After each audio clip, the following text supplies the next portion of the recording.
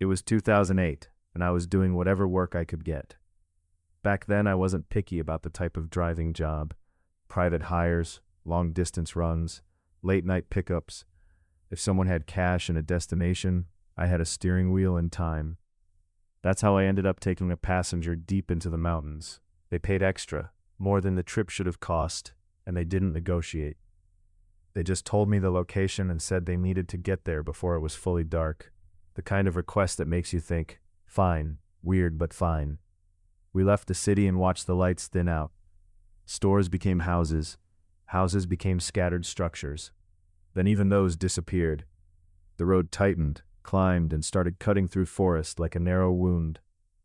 By the time I dropped them off, it was late enough that the mountain air felt different, colder, heavier, and too quiet. The passenger got out without lingering, took one small bag, and walked toward a dirt path that vanished into trees. No goodbye, no drive safe, nothing. I waited until their figure disappeared completely, then turned the car around and started back. That was when I entered the stretch locals called the no-man zone. I'd heard the term before, usually tossed out by older drivers as a joke. A warning wrapped in laughter. A way of saying there were parts of the mountain you didn't want to be stuck in after dark. The no-man zone wasn't marked by signs. You knew you were there because everything familiar stopped existing. No houses, no streetlights, no convenience stores, no stray dogs, no late-night scooters, no warmth from human life. Just forest, cliffs, and a road that looked like it had been carved out of darkness and forgotten. My phone signal dropped to 0. I glanced at it once, saw the empty bars, and told myself it didn't matter. I wasn't lost. I was on the main mountain road. I'd be back in range soon. Then the car died. Not gradually, not with warning lights or a cough from the engine. It just shut off. The dashboard dimmed, the engine cut, the steering wheel became heavy in my hands like someone poured sand into it. For a second I honestly thought I'd hit something. A rock, a pothole, anything. But the road was smooth. The tires rolled. I coasted into the shoulder and stopped. The silence after the engine died was so complete, it felt unnatural, like someone had muted the world. I tried the ignition. Nothing. No crank, no sputter, not even the weak complaint of a dying battery. Just silence. I sat there with my hands still on the key, waiting for the car to do something, anything to prove it was still a machine and not a dead object. My phone had no service. I flicked the cabin light on, then immediately turned it off. The light didn't help. It made it worse. It turned the windows into mirrors, and in the darkness reflections feel like movement. Outside was black, in a way cities never get. Even the moonlight felt absent, swallowed by trees and cloud cover. I popped the hood and got out with my flashlight. The beam cut a narrow tunnel through the dark. The air smelled like wet leaves and cold dirt. My breath came out sharper than usual. Under the hood, everything looked normal. No smoke, no burn smell, no loose cables. Battery terminals looked fine. The engine was just quiet. I tried not to think about how small my flashlight made the world, how everything beyond the beam was unknown. I shut the hood and got back inside, locking the doors with a firm press, like the sound of the locks could make me feel safer.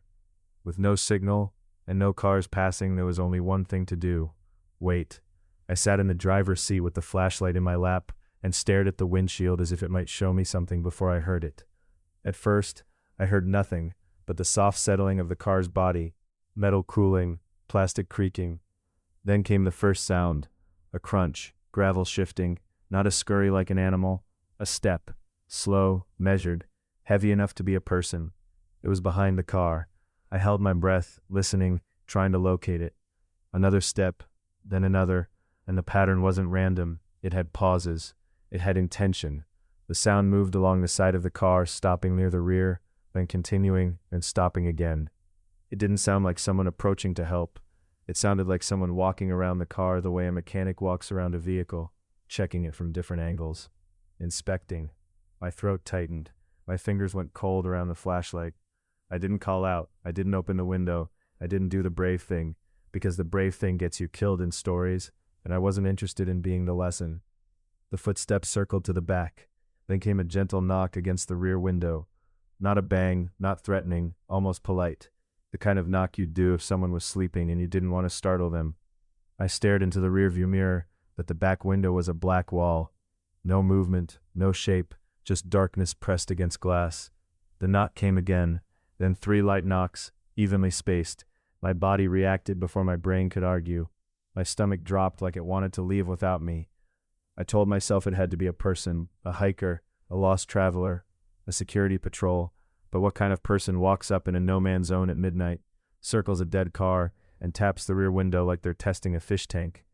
The footsteps started again, slow, patient, moving away from the car, then back, then away, like whoever it was couldn't decide what to do with me.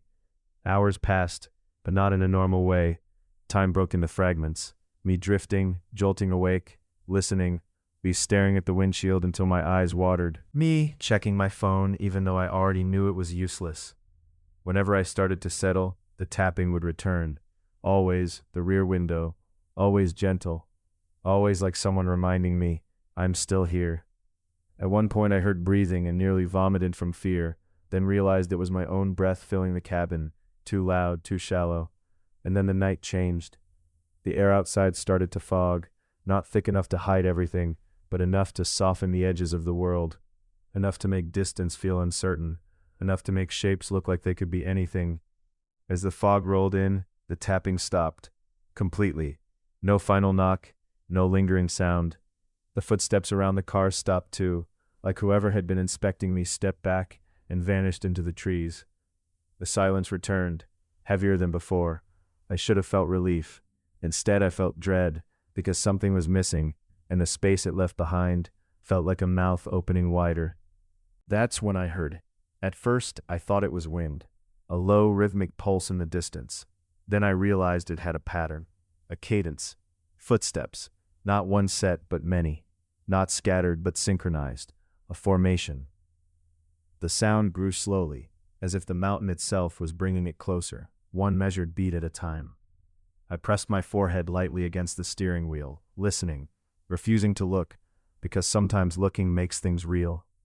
But the sound kept coming, closer, closer, until the fog in front of the car started to shift with movement. Shapes passed across the road at a distance. Tall outlines, blurred by fog, moving in alignment, like a line of people marching down an invisible route. I couldn't see faces, I couldn't see uniforms, but the movement was unmistakable. Disciplined, even, unhurried, like they were on a schedule that didn't care whether I was alive or dead. The line moved past, dozens of shapes, maybe more.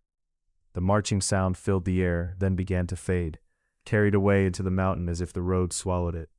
They didn't turn toward my car. They didn't stop. They didn't acknowledge me at all. And that somehow felt worse, because it meant I wasn't the point. I was just something parked in the wrong place at the wrong time. When the last of the shapes disappeared into the fog, I sat frozen, waiting for the tapping to return. It didn't. The fog thinned as the sky began to lighten. Birds started up in the trees like someone flipped a switch. The road looked ordinary again. Trees, rocks, empty asphalt. A place that could belong on a brochure if you visited at noon. In daylight, the fear felt unreal, like a nightmare that shouldn't survive sunrise. I laughed once out loud, and the sound was ugly. Then I turned the key again, expecting nothing. The engine started immediately. Smooth, normal, no warning lights, no error codes, no cough, no hesitation, as if the car had never died. As if the entire night had been my brain inventing drama in the dark. I drove down the mountain with both hands tight on the wheel, checking the mirrors more than the road. Every tree looked like a person until I blinked. When I finally got back into signal range, my phone flooded with missed notifications like the world had been waiting for me to rejoin it. I didn't tell anyone at first. I didn't want to be that guy, the driver with a ghost story. But the memory stuck like a thorn, and a few days later, I mentioned it to my older brother, trying to keep my voice casual. Car died on the mountain, I said. No signal, weird fog, thought I heard people outside. My brother didn't laugh. He asked very carefully where exactly I stopped, so I described the stretch, the no-man's zone, the shape of the road, the cliffs, the way the trees pressed close. His face changed.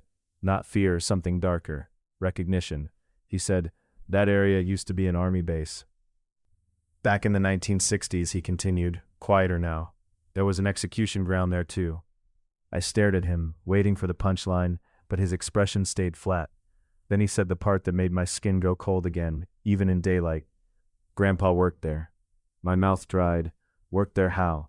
My brother hesitated, like he didn't want to say it out loud, like speaking it would bring it closer. He supervised executions, he said finally. Not rumors, not stories. He was actually involved. The room felt smaller. I thought about the footsteps circling my car like inspection. I thought about the tapping at the rear window, gentle, patient, as if someone wanted me to notice. And then I thought about the marching shapes moving past, without looking at me, like they were repeating something that had happened so many times the mountain never stopped remembering it. I never drove that stretch at night again, no matter the pay. To this day I still think about it when I'm alone in a car after dark. I don't know what killed my engine. I don't know why it started again at dawn like nothing happened. I only know how it felt, like the mountain didn't care about me at all, like I'd parked my car on a road that belonged to other people, people who were still walking it, still marching it, still passing through the fog on a route that never ended. And maybe the tapping wasn't a threat, maybe it was a reminder that some histories don't stay in books, sometimes they stay in the ground, and sometimes if you stop in the wrong place at the wrong time, they come back and circle your car like they're checking who you are.